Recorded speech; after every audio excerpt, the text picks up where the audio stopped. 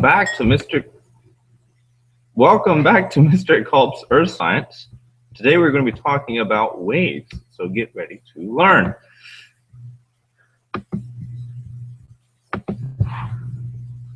All right, so today we all like going to the beach. We all like going and hanging out with our friends and family, and we like to play in the waves. But what really are waves? What do they mean? What do they do? What kind of effects do we get out of them? So an ocean wave is just like a sound wave or earthquake wave, seismic wave, any type of wave at all. It's energy traveling through a medium or through an object. So when you have a sound wave, you speak to your teacher speaks to you, the air inside your mouth isn't actually traveling to the other person's ear. The air is striking the air in front of it, which strikes the air in front of it, and you have a transfer of energy. So an ocean wave is the same sort of thing. Energy is being transferred between water molecules through the ocean.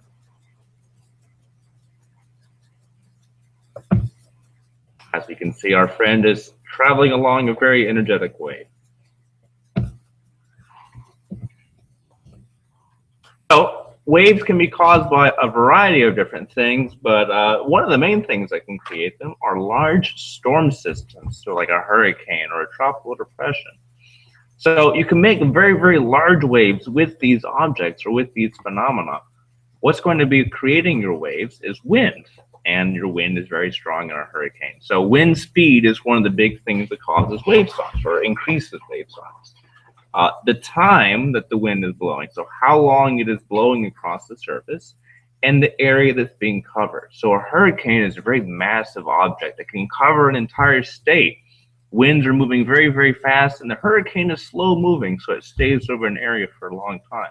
So surfers, people who like to go surfing, will actually find good times when a tropical storm is coming towards the coast to go out and surf. Large waves, very large swells, a good time to be had by all. All right, so we have our wave here, and you'll notice that there's a top and a bottom. These are known as the crest and trough. The crest is the top, trough is the bottom. Now, the difference or the distance between your crest and trough is known as your wave height.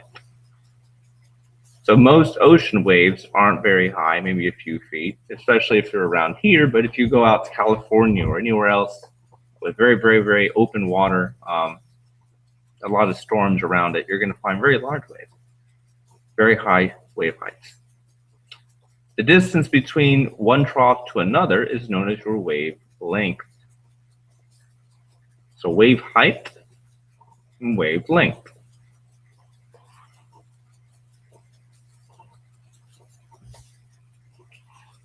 So as a wave travels through the ocean, there's a top of the wave and there's a bottom of the wave, but the bottom of the wave extends below the ocean surface.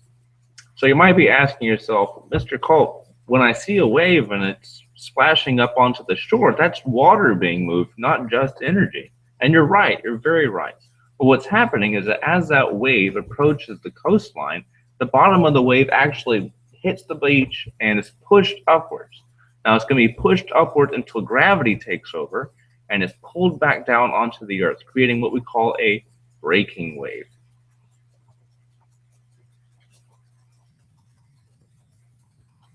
So a breaker wave is the massive water that kind of throws itself up onto the beach. If your ocean floor is very, very steep, it's going to break all at once and release all of its energy in one fell motion. If it's a very shallow gradient, the wave is going to slowly kind of roll up onto the beach line. So depending on how steep your coastline is, kind of affects the difference or your different types of wave that you're going to see.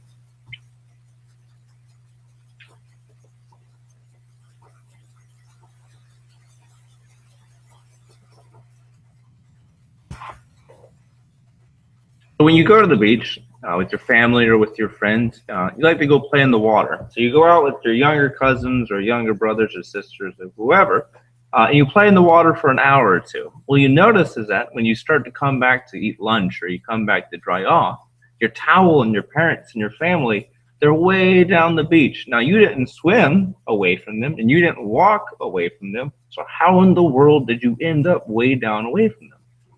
Well, what's happening is something we like to call the longshore current. So as the wind blows your waves up onto the coastline, the waves come in at an angle that's not quite perpendicular to the beach. So it kind of comes in at a weird angle. Well, gravity doesn't pull it back at that same angle. Gravity just pulls it straight back in the shortest way possible. So slowly over time, a wave will come in at an angle, leave straight down. Come in at another angle, leave straight down. Come in at another angle, leave straight down. So slowly, if you're in the water, you slowly get pushed down the beach in whatever direction the wind's going, a few inches at a time. So it may not seem like a lot, but over a course of an hour, 10, 20 waves a minute, 60 minutes an hour. That's a lot of waves doing a lot of pushing and a lot of inches all adding up.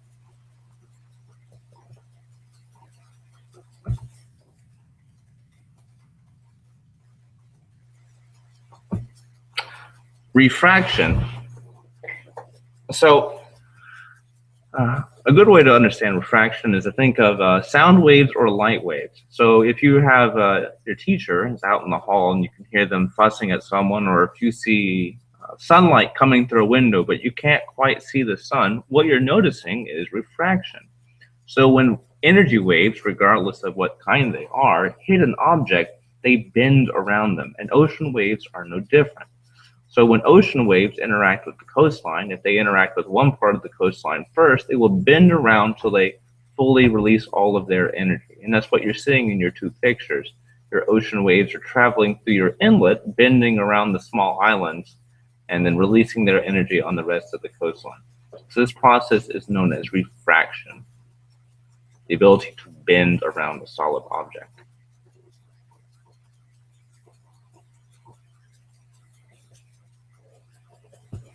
So if you go to the beach and you play in the water, you'll notice that there's a slight tug that tries to pull you back into the ocean. So this is known as the undertow.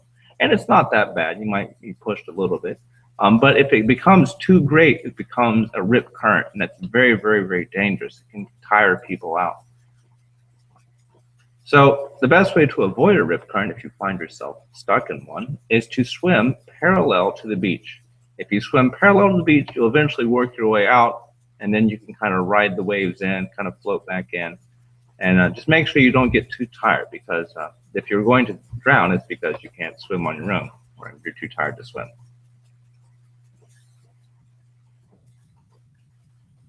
Once again, here's a diagram of a rip current. As you can see, the sandbars underneath the water are actually funneling the water out through one opening. And an actual picture is right here. You can clearly see the rip current right in the middle of the screen. And if you were in the rip current, you'd be pulled out into the ocean. So you don't want to swim against it. You're going to tire out before you make it in.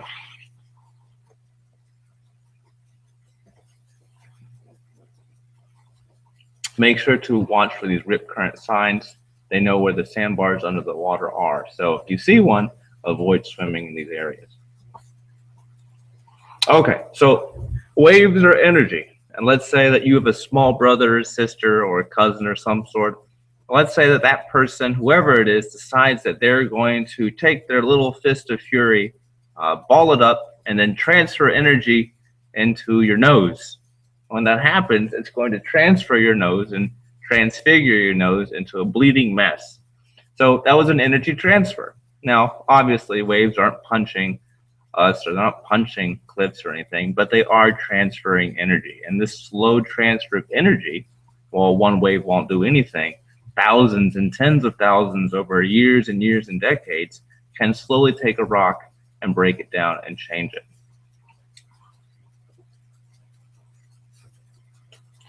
So the first one we're going to talk about are wave-cut cliffs. So wave-cut cliffs are cliffs that interact with the coastline, and the bottom of the cliff is slowly weathered and eroded away. Well, after you're literally cutting the legs out from underneath someone, they're going to tip over and fall down. And that's what's happening in your wave-cut cliffs. You're slowly chewing out the bottom of the cliff. The weight of the cliff above it is too great. That will crack off, fall into the ocean, and be carried off over time.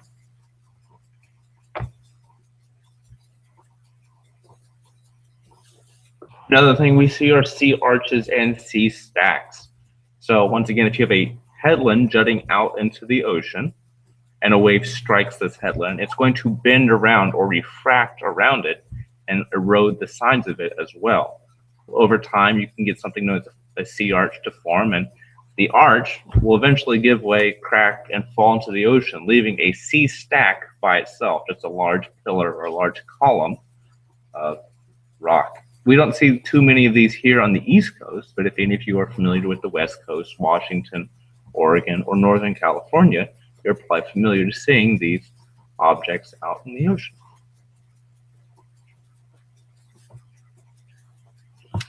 So that's how waves can break down rock and change them. But we also have features in which waves can build up areas and make new features. So you might look, this picture here might look a little familiar to you. If you don't know what this is the Outer Banks of North Carolina.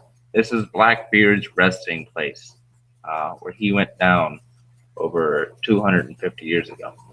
So the barrier islands, or the Outer Banks, are a type of barrier island, and they're simply a string of islands that run parallel to the coastline. Now, they're not solid, they're sand, so slowly over time they either shift their way out to the ocean or they can shift their way back inland, and there's always shifting, moving back and forth. So they're not solid, they are solid, but they're not permanent. And people obviously live there. You have many towns. I'm sure several of you have gone to the beach vacation, maybe in Ocracoke or Corolla or something, but these are a form of barrier islands on North Carolina's coast, the Outer Banks. They're formed after a rise in sea level over time, and they're a type of sandbar. There are the overhead picture and aerial photo, and you'll notice that it's not overtly wide. It's maybe a few miles at its widest. So it's not very thick, but it's a perfect place to go vacation. All right, a sand spit is a sandbar that is connected on one end. So it kind of juts out into the ocean. It's connected on one end. If it's connected on both ends, it's known as a sandbar or a true sandbar. So it spans an entire inlet or an entire bay and is connected at both ends in this picture. A tombolo. So if we go back to those sea stacks that was out in the middle of the ocean by itself, sand can build up between it and the mainland. And if it builds up over time, we get something known as a tombolo. And it's big enough for people to walk across, as you can see in this picture, where you have a little makeshift sand bridge. Okay, so if you invest millions and millions of dollars in a hotel or a house and on one of these barrier islands, and you know the barrier island shifts over time, you don't want to lose it. No one wants to lose $1 million house to anything. So how can you protect it? How can you make sure that you don't lose your investment? Well, there's several things that you can build or do to help protect your house from erosion. So those things are known as a groin, a breakwater, a seawall, and then just beach nourishment in general. Now, all of these things are temporary. Nothing's going to outlast your ocean or your waves. Waves are just pure energy, and they will be here around much longer than any of us. So these are all temporary solutions. So the first one is known as a groin. It is a wall that kind of juts out into the ocean. And if we remember our longshore current, that's when sand's being pushed down the coastline. Well, if you're building a wall out right into the middle of the ocean, it's going to catch that sand and kind of trap it there. So if your house is on the coast and you want a bigger beach or like a nice little boundary between you and the ocean, you can build one of these groins out into the ocean and it'll trap sand. The only problem is you're not getting sand for free. So if you're taking sand from one place and putting it in yours, someone else has less. And that's what kind of happens. You have these groins and they put more sand in front of your house, but they kind of take it away from someone else. So you get a lot of these groins right next to each other because people are trying to catch as much sand as possible. So you don't normally see them. They're usually outlawed. I know in North Carolina here, they're not allowed. But that is one object or one way to protect the house. Breakwaters are walls that are built to protect a port, or more importantly, protect the boats in the port during a storm. So they don't want the boats and the million-dollar yachts being thrown into each other and damaged and broken. So these breakwaters will actually break the waves before they get to the boats and make their way in to damage the million-dollar property. So these kind of absorb the energy of the waves before they can transfer that energy into anything else. And then a seawall is exactly what it sounds like. It's a wall built on the sea. Concrete wall, once again, just kind of used to absorb the energy of the waves and to keep them from tearing up the coastline too much. The last thing is known as beach nourishment. So if you have sediment being carried away through waves, one way to solve that problem is just to replace it with sand from somewhere else. So what you can do is you can take a special little boat, you sail it out into the ocean, and you suck some sand up off the ocean floor, and then you take your little boat back in, and then you just spray it out in front of your house or hotel or wherever really you want, and you just replenish the sand. Well, the only problem with this is that it's very, very expensive, and once again, it's a temporary solution. If the sand eroded once, it's going to erode again. So it's not cheap and it's not long. So it's one method, but there are several others. And as we can see here, our friend is enjoying his beach time vacation with a shark in pursuit. And now he sees the shark. And now he's trying to get away.